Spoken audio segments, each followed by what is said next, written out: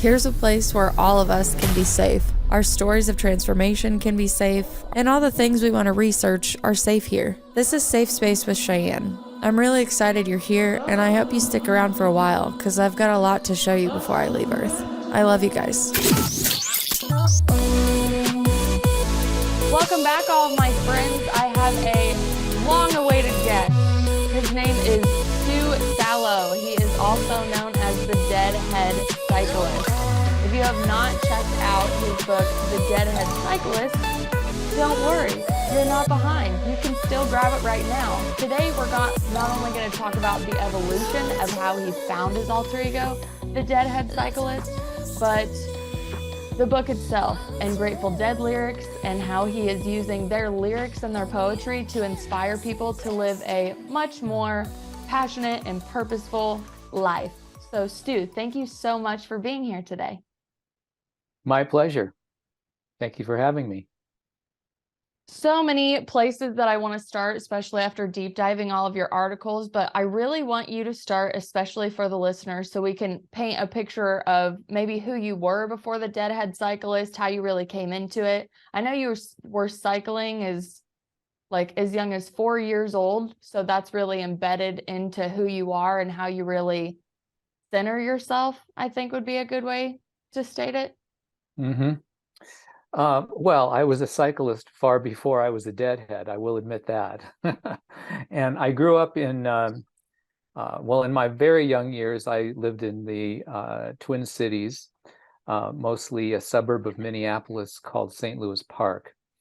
And I began learning to ride a bike at the age of 4, and I took to it very quickly and have just loved riding bikes ever since.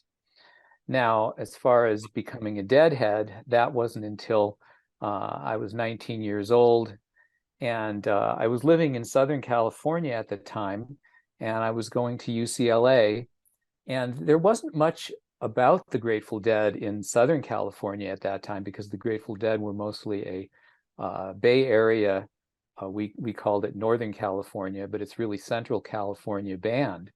And we didn't really hear much about the Grateful Dead down in Southern California. But one summer, between my freshman and sophomore year, a friend of mine who had gone to Berkeley came back to Southern California for summer break with Tales of the Grateful Dead. And we started listening to the Grateful Dead together. And shortly thereafter, I attended my first concert in 1974. And then I was off and running and was a full-fledged deadhead. I transferred from UCLA to UC Santa Cruz, which is up there in the redwood forests in Central California. I learned to play guitar under the redwood trees, and no, wasn't my major. My major was sociology, but I learned to play the guitar and got involved in the remnants of the hippie culture that was still alive and well in that area during the mid-70s, and really found who I was as an alternative thinking, Santa Cruz living, guitar playing, acid dropping, pot smoking, honor earning sociology major at UC Santa Cruz in the redwood forests. Well, I mean, it still sounds like even though you're dropping acid and doing all that, you're still passing all your classes. So, I mean, that's right. That's right. Dropping acid, they usually out. I earned honors in the major and somehow managed to graduate on time, even in spite of all of that. In fact, since you mentioned that, I think it's a really interesting subject because, I've since stopped using drugs, except for pharmaceutical drugs, which I take for things like headaches or whatever. I can't say I've completely stopped taking drugs, but I don't consider marijuana or cannabis to be a drug. And many of us can hold down jobs, run businesses, write books, raise families, be spouses, and things of that nature, while still, using the occasional, smoking the occasional joint. And I certainly didn't mean to talk about that during this interview. Oh, no. But yes, I mean, drug use is an important subject in the context of the Grateful Dead. Mhm. And we have examples of drug use that was detrimental to the individual. Not naming any names right now, but I think we all know who I'm talking about. Someone who died just about 28 years ago, almost to the day. And that's something that we need to pay attention to. I was just at a Dead and Company concert, 3 of them actually over this past weekend, and and having listened to so many Grateful Dead concerts, having meticulously listened to so many Grateful Dead concerts, it became obvious to me over the course of writing my book that these guys were really fucked up a lot, and it really affected, in both a positive and negative way, but often in a negative way, it affected their ability to perform professionally. And the boys in Dead and Company have show no evidence of that sort of thing. In 1975, I was at a Jerry Garcia concert at Winterland, and there was a musician in his band at that time playing keyboards by the name of Nicky Hopkins. And at one point of the show, the promoter, the famous promoter Bill Graham, had to come out on the stage, walk over to Nicky at his keyboard, and I was right up against the stage, so I could hear this very clearly.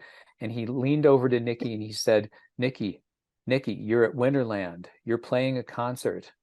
You're playing in the Jerry Garcia band. You're at Winterland playing a concert. Because he was so, I think probably drunk, but who knows what cocktail of substances were floating around in his blood veins at that moment.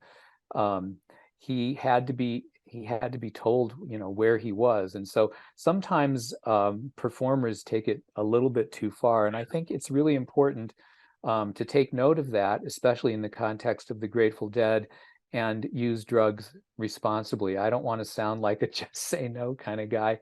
Now, you kids, don't try this at home, but or wait till you stay in school. No, I'm not into that. But I have learned through my experience with the Grateful Dead, they were both positive and negative role models to me in that regard, and in other regards. Well, while we're talking about this subject, what do you feel about the psychedelic movement that's coming back, even in a medicinal standpoint, rather than recreational and it's illegal and it's bad for you and stay away because it'll melt your mind? Yeah. Well, the just say no, stay away, it's going to melt your mind idea is largely propaganda. I do think that it's important to not use to an excess, to the extent that it interferes with your life, with your ability to, as I said, hold down a job, run a business, be a responsible partner, raise children, drive safely, whatever it is. I think that's important. But what we're talking about when we talk about psychedelics right now is the therapeutic use of psychedelics, which was always a thing. I mean, it was extremely therapeutic back when I was in my 20s and going to Grateful Dead concerts. I would see things while on psychedelics that I wouldn't see otherwise, that were revelatory to me.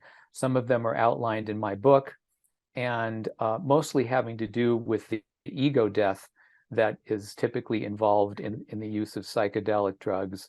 This ego death is a really, really important thing in the human maturing process. We've all experienced a lot of people who are extremely immature and in need of an ego death experience, like the ones that are available through psychedelic drugs and in many other ways. currently, though, they're using psychedelic drugs in a therapeutic situation to deal with issues like anxiety and depression.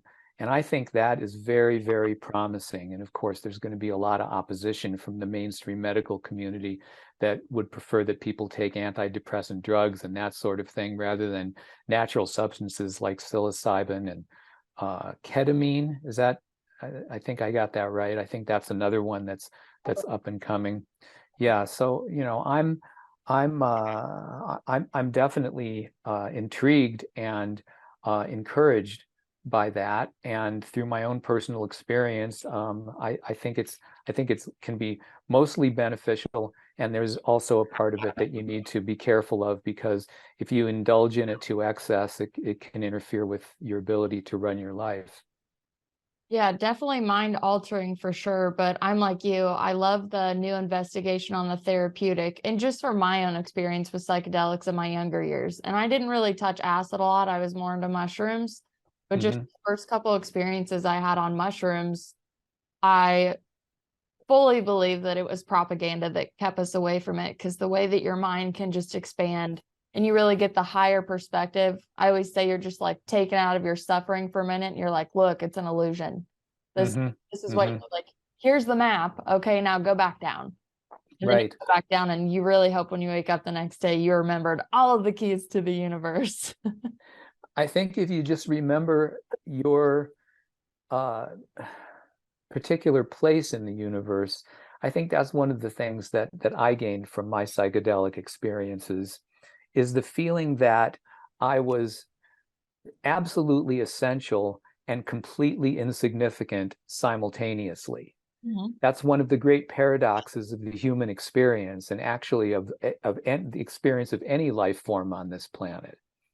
Your dog is, everything's, I bring that up because, pardon me, my dog is 12 years old and she's starting to get old. She's having a hard time getting up and down stairs. And, I'm beginning to see the handwriting on the wall as far as, the end coming for her.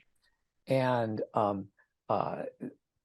the dog species, they're going to continue on just fine even after she's gone. And yet, at the same time, her link in the chain was absolutely essential to keeping the whole thing going. And the same is true of human beings. We're absolutely essential, but completely insignificant simultaneously. And under psychedelics, you can kind of wrap your mind around that idea in a whole new way that kind of makes it make sense, even though it seems paradoxically illogical at face value. I always I want to tie the essential feeling, the feeling of needing to be alive and doing stuff, whether it is like a passion or work or whatever, that's still tied to the I and the ego for me. And then when you talk about understanding this, it's like the spirit and the ego having a conversation sitting next to each other. And he's I'm important, I'm essential, I do this, I have this job, this is my title, this is my car, this is my house. You paint your whole world, and then you have the spiritual guru knowing the insignificance and the importance of it, but still being able to speak to the essential part of your personality from a higher perspective and be like, enjoy it, because just like you said, you are a link in the chain, but when you're gone, you're gone. And significance. And that's it. And 100 years from now, nobody is going to miss you. And yet, you contributed something essential to the whole thing. Hopefully you, as Jerry Garcia put it, moved the whole human race ahead a step or two. Well, if that's what he wanted, that's what he sure did. I couldn't agree more, both in terms of the positive model that he set, as well as the negative model that he set. Yeah. But I think it should be said, going back to your story about them being like, hey, you're playing the show, like he was so out of his mind. And there's artists to this day. It's not common to tie in any type of rock star, pop star, whatever, with drug use and be like, oh, what a surprise, they're on drugs while they're performing. And if you get to talk to the ones that actually sober up and figure out why they did so many. It's the anxiety and almost like exposing themselves on stage that they love to do, but they're also so terrified to do at the same time. And they find out that the drugs level them out and they don't have to focus on that anxiety. And then that ultimately becomes a part of the way that you only know how to perform. Because every video I've seen of Jerry Garcia, he just looks like the most lovable, laughable, wonderful, vicarious person that you want to be with or live through or just soak up his energy. So then when you look at the negative aspects of him, which we all have those shadows in us, you're just like, why were you doing so much heroin? Why were you doing this? Like, I just want to know. I'm not judging you because you're still a legend to me. I still think that you impacted millions, and still decades later, millions and millions of people, it still continues to go on. Right. Part, jumping back to, so your friend coming and explaining Grateful Dead to you, do you remember how he explained like how he felt and what he experienced with the music and just being around the people in the community, or even your first experience of the Deadhead community? I remember my first experiences and the experiences that I've had really throughout my life ever since are, I guess if I had to boil it down to one word, I would say belonging.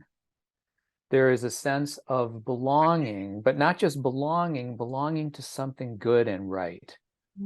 And, you know, in our troubled world, and I don't want to be narcissistic, I don't want to be a narcissistic generation that says the world is more troubled during my generation than it's ever been before, because I think that is another illusion that we all operate under.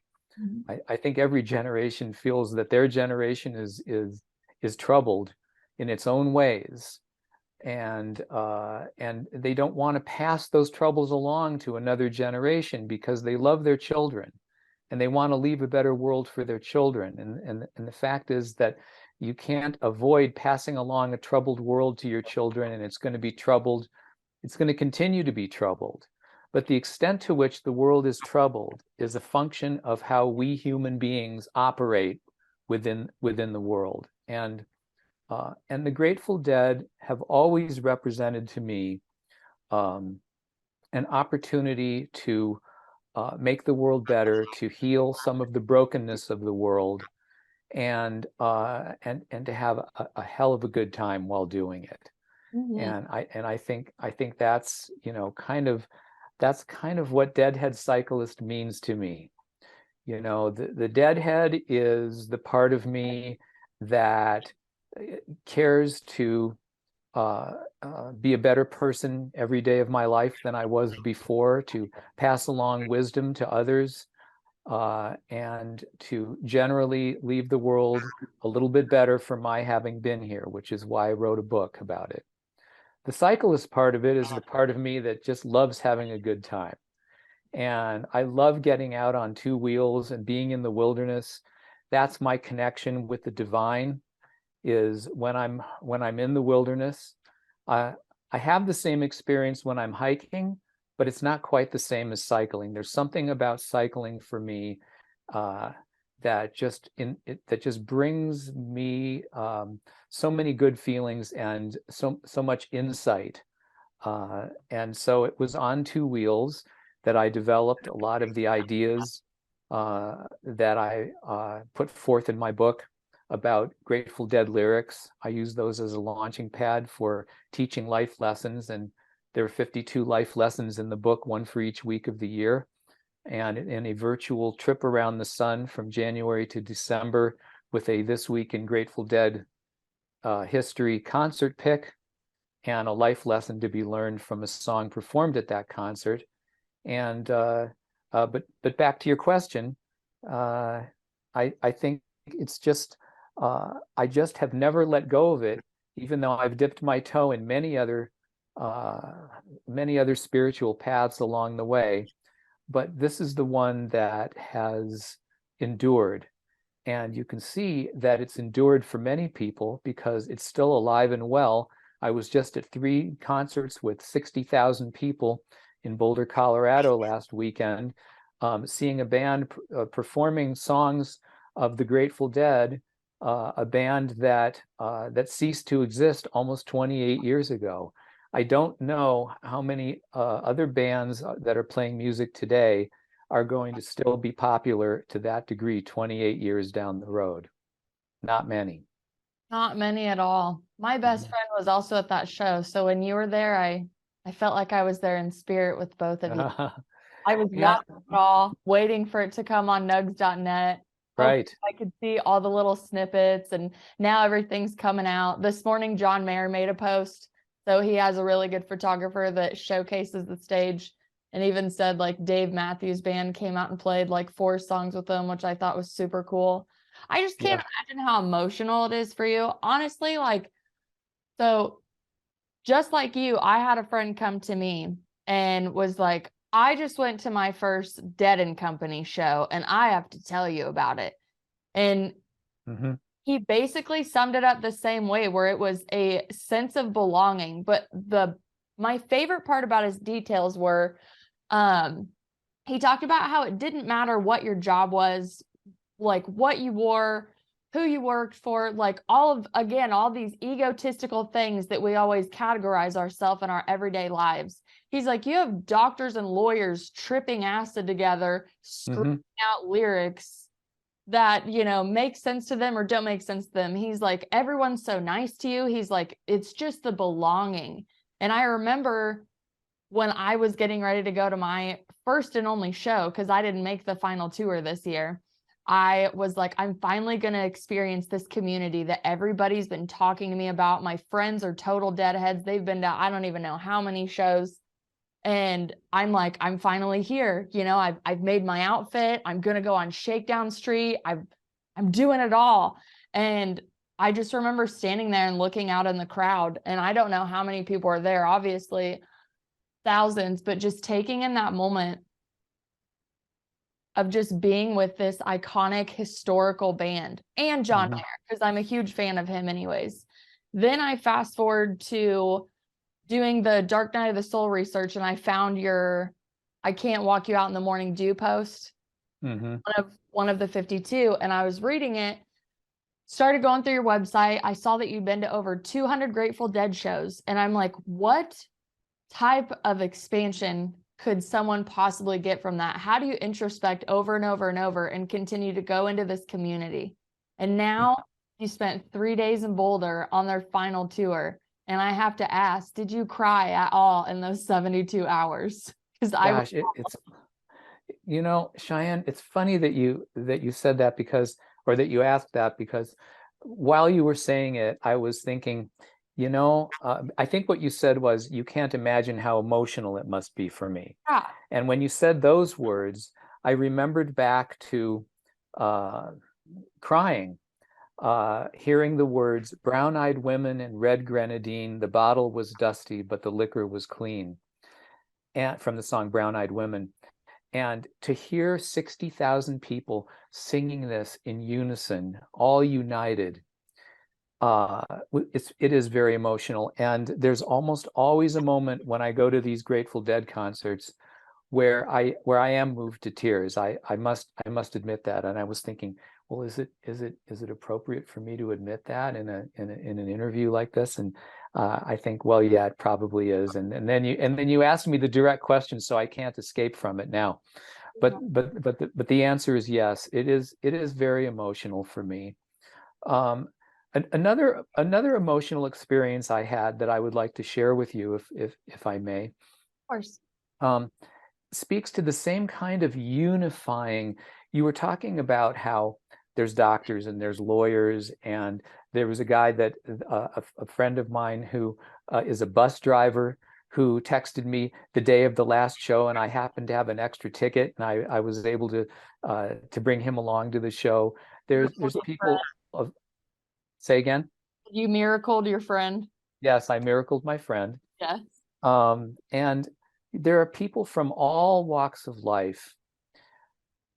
And the reality, the truth is, we are all the same. Regardless of all of the divisive issues that the powers that be try to parade in front of us as a means of divide and conquer, we are all the same.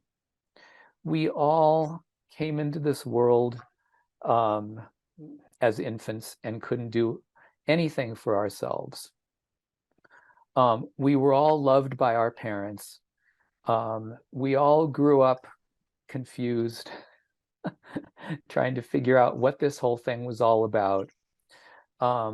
We all participated in a public education system that is fundamentally broken. We all tried to figure out what our place is in the world. We all struggle with the same kinds of issues, financial issues, emotional issues. We all love our children and want to leave the world a better place for them. We've all made mistakes, and we've all done things that we regret and that we're ashamed of. And in that regard, I want to share an experience that I had a number of years ago. Baseball is one of my passions, and I play over 100 games of baseball a year.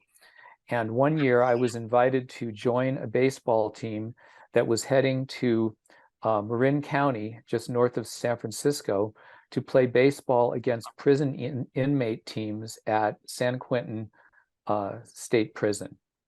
San Quentin State Prison has a very unique program. They have a baseball diamond in the middle of the prison yard, and for decades, they've had a program there where they invite teams from the outside to come in and play their two very good baseball teams, the San Quentin A's and the San Quentin Giants. Those teams are comprised of prison inmates who have to try out for the team and make the team on the basis of their abilities to play baseball. And they're outfitted in beautiful, sparkling uniforms donated by the Oakland A's and San Francisco Giants, respectively. And over the course of the summer, teams from the outside, and our team was called the Dodgers because most of the players were from Southern California, come into the prison yard for a day, play a morning game against one of the teams. In our case, it was against the Giants, and then head out to lunch and come back and play an afternoon game against the A's.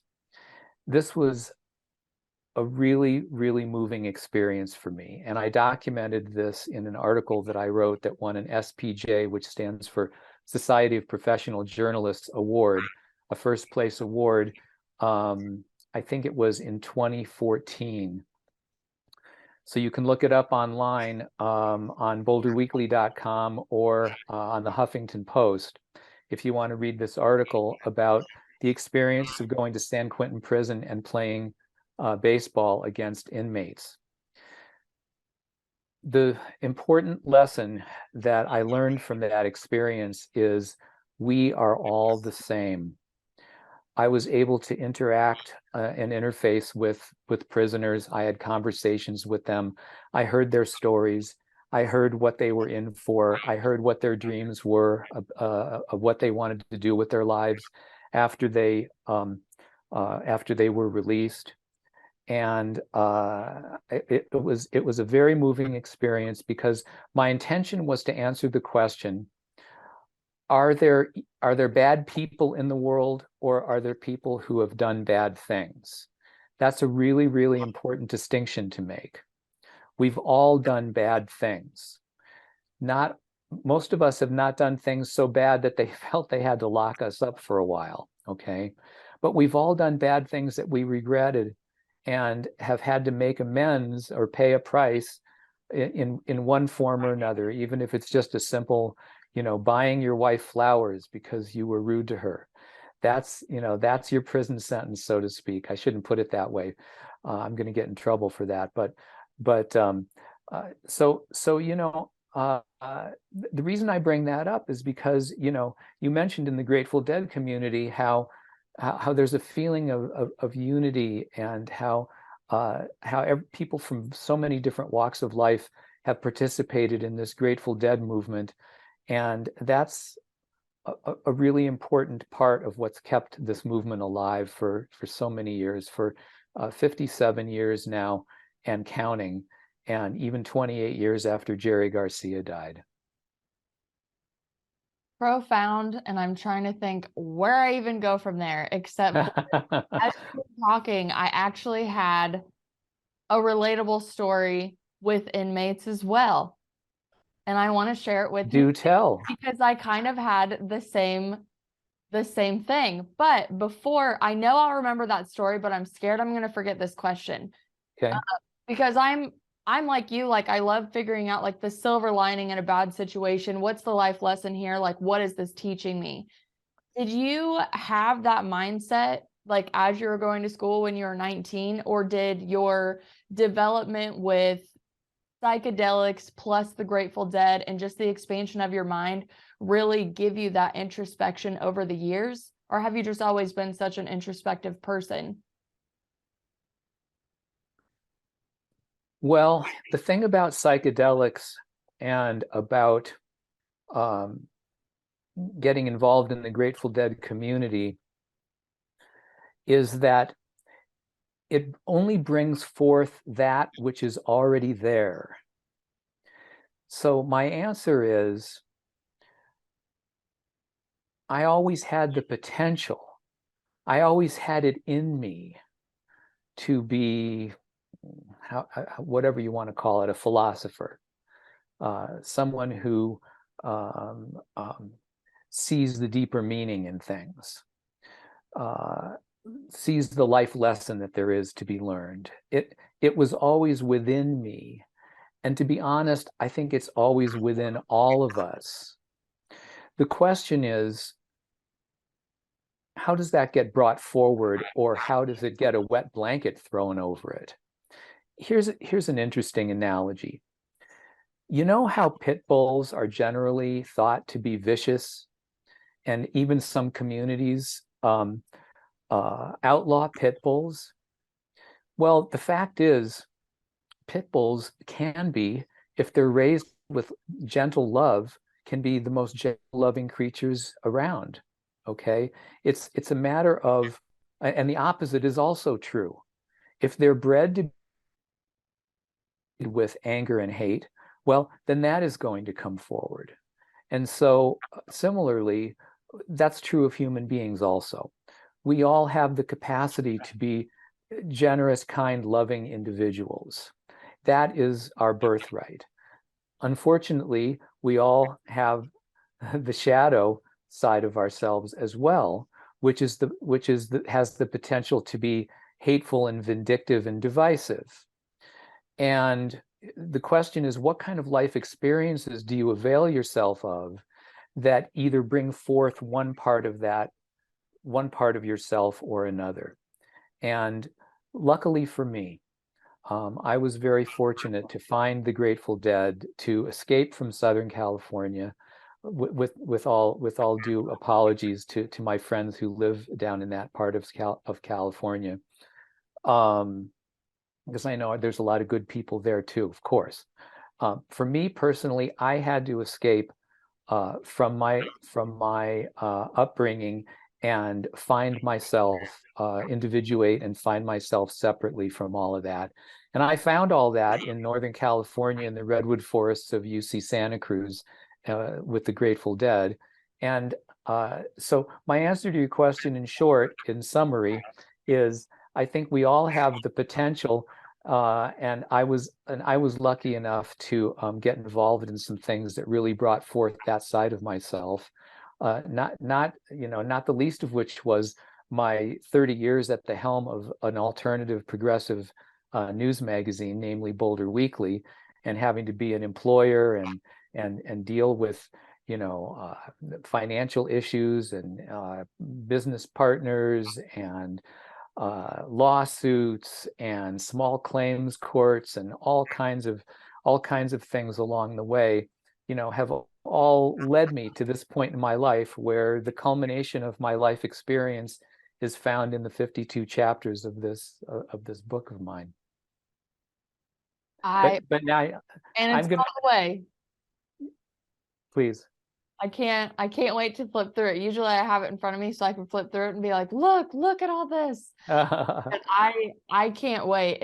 And like, obviously, if you're listening to this, you have to be listening to Grateful Dead and understand the culture and the belonging and the love and just really the devotion of the fan base, either to the lyrics or the posters or creating. My favorite is, I mean, besides the music, Shakedown Street for me. All of the vendors, all the way that they could create, the way that they gave their fans the freedom to use the lyrics, the band, all of that. And it wasn't a bunch of, oh, that's copyrighted, that's ours, like all the, red tape stuff that you get these days. But Right. I was thinking, since your book is 52 weeks, I'll get to that inmate story. I haven't forgot it. Since it is 52 weeks, and when I get it, I was thinking about reading it like sometimes like people read the Tao Te Ching, where they only do like a poem a day and like sit and meditate on it. And I was like, I could read a prompt, one a day, and I could get the lyric, the song, the memory of a concert that I did not get to go to, probably because I wasn't born, which I'm totally okay with, and then even get your life lesson insight about it. And I think like that's what I'll probably do with it. As much as I want to go through all of it, just reading it like a novel, I love that you set it up for 52 weeks and it is like a day to day. Like, I think it's meant for people to really introspect on and breathe is probably the best way I could say it. I do hope so. You mentioned the Shakedown Street, and last weekend I was at Shakedown Street on Saturday and Sunday here in Boulder, and set up a booth, a Deadhead Cyclist booth, and was selling books and talking to folks. And you mentioned the Tao Te Ching. One of the things I would do is, if someone approached the table with any level of interest, not wanting to deliver a hard sell or anything, but of course wanting them to buy the book, I took a copy of the book out and I said, here's what I want you to do. I want you to take this book. I want you to open this book to a random page, whatever page moves you. And then we're going to look at that page and see if that page has something of value for you, a life lesson for you that's up in your life right now. And invariably, there was only one exception, but invariably, and then we had to pick a different one. Because there's a chapter in the book where I talk about the misogyny of the hippie movement and of the Grateful Dead. And this guy happened to open to that page where I used the lyric from Mexicali Blues. Instead, I've got a bottle and a girl who's just 14 and a damn good case of the Mexicali Blues. I use that lyric as an example of the misogyny that's contained within some of the lyrics of Grateful Dead tunes. He happened to turn to that page and he paused for a minute and hesitated and said, I think we better pick a different one because I have two daughters. You know? So then we picked a different one. But invariably, this I'm not going to compare the Deadhead Cyclist to the Tao Te Ching, but am I getting that right? I think that's. I just mean the fact that you can read it all through, but it's literally meant to read one and meditate. Yeah. So the literature needs room to breathe. Right. Books, I don't want to say most books, but a higher percentage of books, you can read the chapter after chapter like, oh, I can't put this book down, which I still think your content totally fits in that category as well. But as I read through all of the prompts from last night, today, just getting ready, I'm like, I have learned so much in 12 to 13 blog posts. I can't even imagine just being able to have the book in my hand with the illustrations. As you can see, I'm a lover of books. Definitely old soul, even with my record collection. But I'm like I'm having conversation with myself about it because I finally ordered it. And I'm like, am I just going to get this thing and like rip through it because I've been waiting for this to be published? I said, or am I going to like take it day by day and actually see what Stu's trying to tell me in each individual prompt? And Interesting. Committed to myself, I'm just going to read one a day for the next 50, or one a week, I should say, for the next 52 weeks and just let it aerate and see like what comes back to me. Because I I'm like you. I get inspired by other people, whether it's the lyrics, whether it's the artist. It could even be just a conversation I overhear. Someone could say a sentence that sparks a whole poem that I might go write. So Mm-hmm. as much as I've connected to the way that you write, and even how I'm still trying to figure out how you pick which lyric and what part of the song, and the way that you tie it in perfectly with a life lesson is the most astounding thing to me. Because I sit there, I'm like, how does he do it? Like I'm curious as I read the title, and then you're telling the beginning of this day in Grateful Dead history, and I'm still like, how is he going to tie this in? Where's this going? And then by the end of the article, you're like, I'm just blown away. Like, I haven't gotten through all of them, but there's not one that I'm like, I can't comprehend what he's saying. I don't get why he tied these two together. I've never felt that way. I'm like, I just think it's genius the way that you've tied the lyrics together with the lessons, and you've been able to keep your identity, even though it is your alter ego, but also give such great definition. And for lack of a better word, I'm just going to cut the compliment off right here because I can't find it. But the way that you've been able to honor the dead, keep them like in, you didn't pull them apart too much, and you didn't pull yourself apart. The blending is just, I've never seen it in my life. And I mean, I could just literally compliment it all day long. And I love people that make me think like that I'm continuously curious. And I'm like, how did you do that? That's so crazy. And I really think it just shows the individuality in you for the moment of you being essential, right? Like, this is what you get to do. When I was younger and I realized I wanted to be an author, I used to go to thrift stores and all that, and I would find these like dusty books that people had forgotten about. 1920 prints. Can't even imagine how old they were.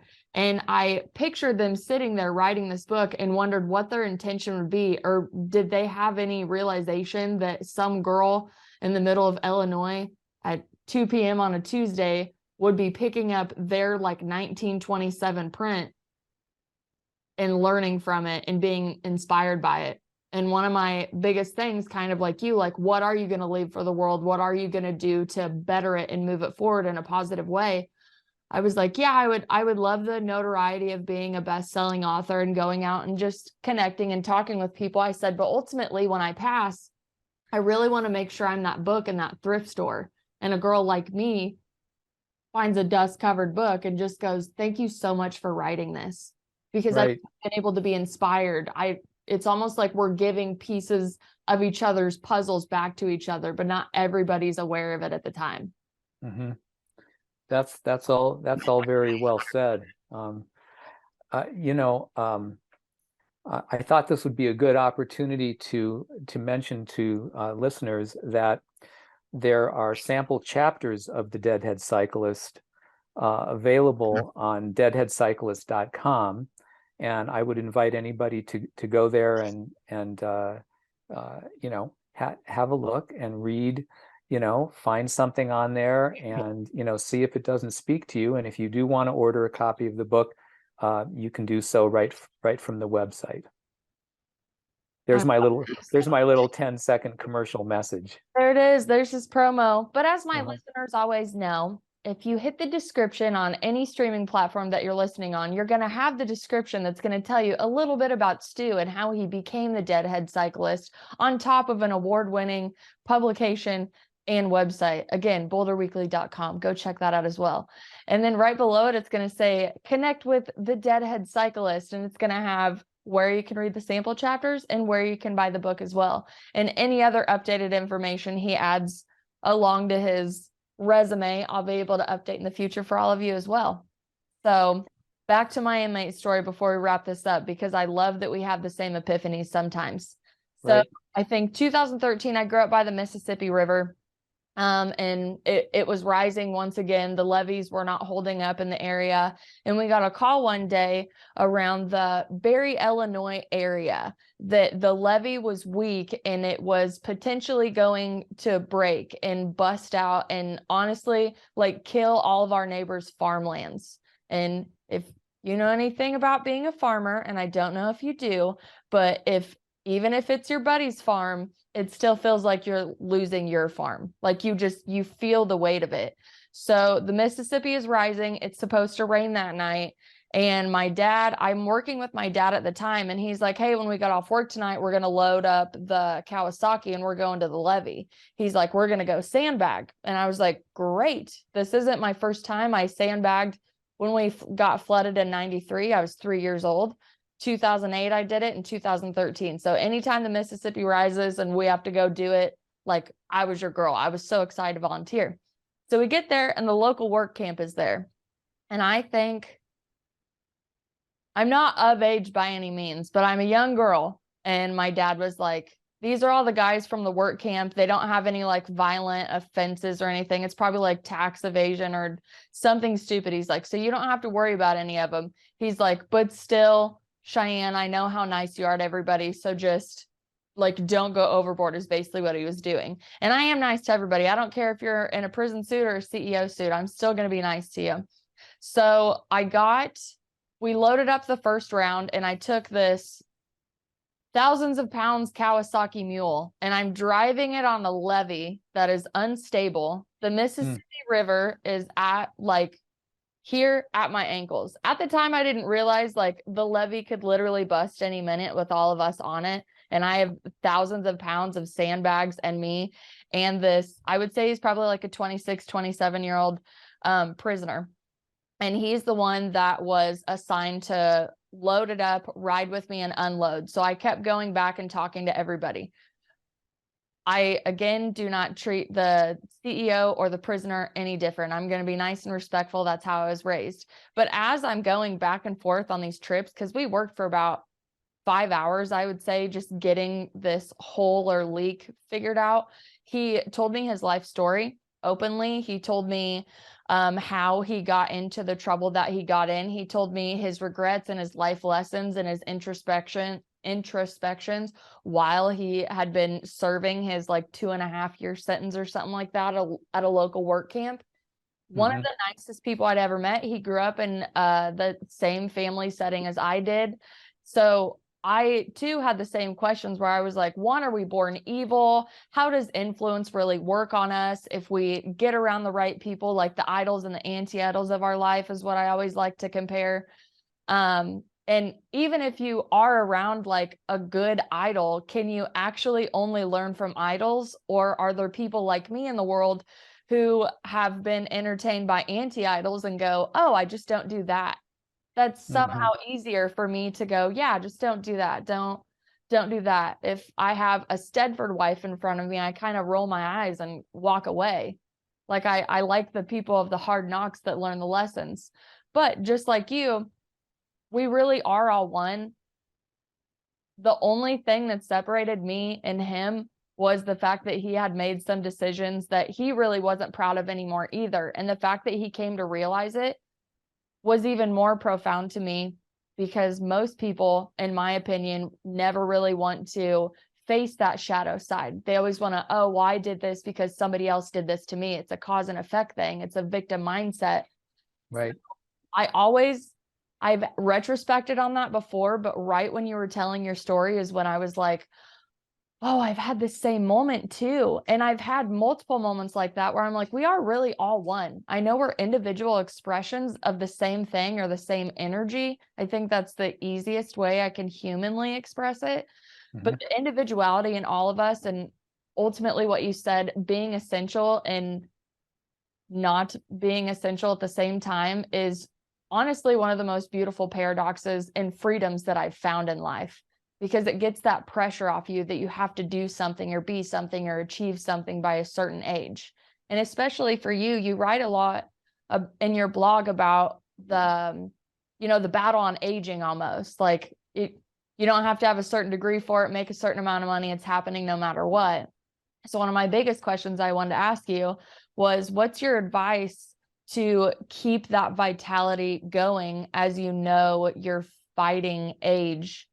Anyway, what are your tips and tricks for people out there that want to not only keep their desires alive, their passions, their dreams, their health, everything?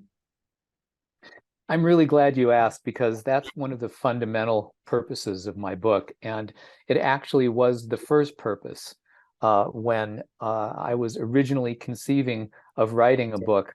I was going to call the book 59. I was going to call the book Forever, 59 Forever, either Forever 59 or 59 Forever, because I was just about to turn 60. And I was living the best years of my life. In fact, my daughter asked me, Dad, when you think back over your life, what was the best year of your life? And I thought about it, and my whole life flashed in front of me. There's a chapter in the book that tells this story, so I'll just abbreviate it. And very quickly, I came to the conclusion, I'm living the best years of my life now. And that isn't the way it is for a lot of people. A lot of people feel that the best years of your life are when you're in college, your college years. This is what my uncle told me. Enjoy your college years because those will prove to be the best years of your life. And I found that to be very sad, and not the way that I want to live my life.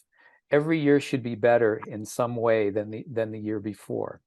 And so I wanted to write a book called Forever 59 that was going to convey that, but I couldn't figure out exactly how to put that book together. And one day in the deserts of Las Vegas, while I was out on my mountain bike, the words Deadhead Cyclist came to me while I was listening to the March 9th, 1981 show from Madison Square Garden in New York. And I got so excited when the words Deadhead Cyclist came to me from above that I stopped and I dialed up GoDaddy to see if deadheadcyclist.com was available. And sure enough, it was. And I've been the Deadhead Cyclist ever since. But I've always wanted to have this theme of how to age correctly running through the wisdom that's put forth in this book. I envision it as a three-legged stool. If you've ever sat on a three-legged stool, or if you can visualize a three-legged stool in your mind right now, you'll understand that a three-legged stool can only stand up if all three of those legs are in place. If any one of those legs is not in place, the stool will fall over. And so anyone who's aging and is having trouble, I would encourage you to think of your life as a three-legged stool, and here are the names of those three legs. The first leg is diet. What you eat is so vitally important. I saw a statistic recently that in 1985, the most obese state in the country was Mississippi, with a 19% obesity rate. I'm not going to bother defining obesity, and I'm not sure exactly how it was defined, but I think we all know what obese means. 19% in 1985, Mississippi was the most obese state. Fast forward to 2015. In 2015, the same study was done. The Mississippi obesity rate was about 35%, but Colorado was the least obese state in the country 30 years later at 19%. So over the course of 30 years, we went from the most obese state being 19% to the least obese to the least obese state being 19%. We are headed in the wrong direction with respect to what we're eating. And I would lay the blame largely on the fast food industry.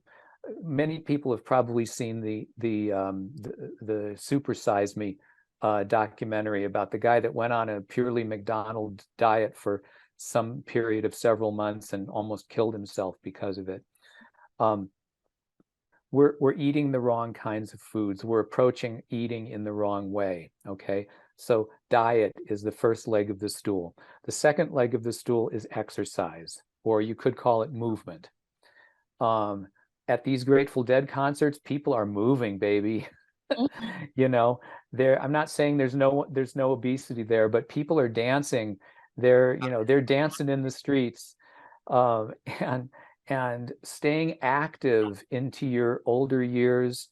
At the age of 64, I did 252 rides, mostly mountain bike, but some road rides, to the tune of 4,200 miles and 411,000 feet of elevation gain here in the foothills of the Rocky Mountains and various other places where I ride. I stay active. I try to do something active every day. And so the second leg of the stool is exercise or movement. The third leg of the stool is actually the most important leg. The third leg of the stool is attitude. Attitude. What is your attitude about aging? A lot of people display their attitude by saying, I remember when I used to, and then fill in the blank. I used to be able to mountain bike. I used to be able to play baseball. I used to be able to, whatever things you used to be able to do. There's no reason why you shouldn't still be able to do those things now if you live your life right. And having the attitude of, I'm not going to give up this just because I'm of a certain age. I'm going to find a way to continue doing it. So, for example, I continue to play adult baseball at a competitive level, and this is hardball baseball with fastballs and curves and sliders and knuckleballs, not softball. Well into my 60s, to the tune of over 100 games a year, and I stay in shape. I exercise, and I do what I need to do because my attitude is, I'm not going to stop playing baseball. I love playing baseball. I want to continue to do the things I love doing. And it's a lot of it is about attitude. So as I like to put it, I have held up a middle finger to the aging process. Now, that doesn't mean you're not going to age, and it doesn't mean you're not eventually going to have to give things up, and it doesn't mean you're not eventually going to die and not be able to do anything. Okay? All of that is a fact. And yet, at the same time, if you live your life as if those aren't facts, as if those are choices that you're going to make, even though ultimately something will be forced on you, okay?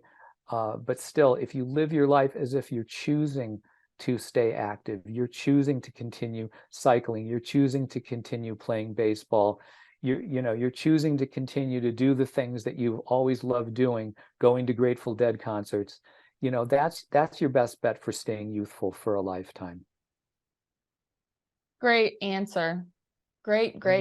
I don't even have a follow-up besides thank you so much for coming on and sharing all of your wisdom, all your advice, all your stories, and just letting us peek into a little bit of who you are.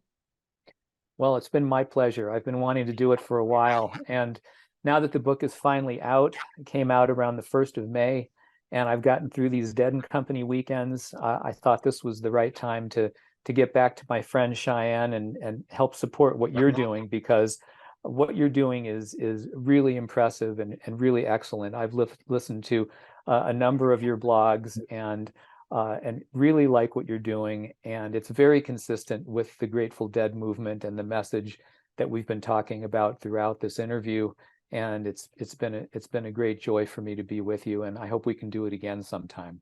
Yes, you are welcome in my safe space whenever you feel like coming back. Write another book, come on, read a couple chapters.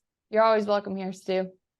Thank you, Cheyenne. Appreciate it. Hey, since you just spent a couple nights in Boulder, I've been waiting a while to play you some tracks for my show.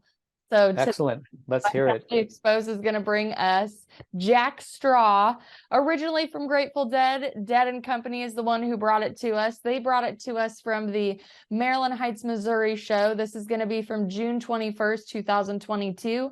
I'm letting you know that date in case you really feel like seeing the show. You can go to nugs.net. If you don't have a nugs.net subscription, I highly recommend it. But I will see y'all on the next episode. This is Jack Straw live from Dead and Company.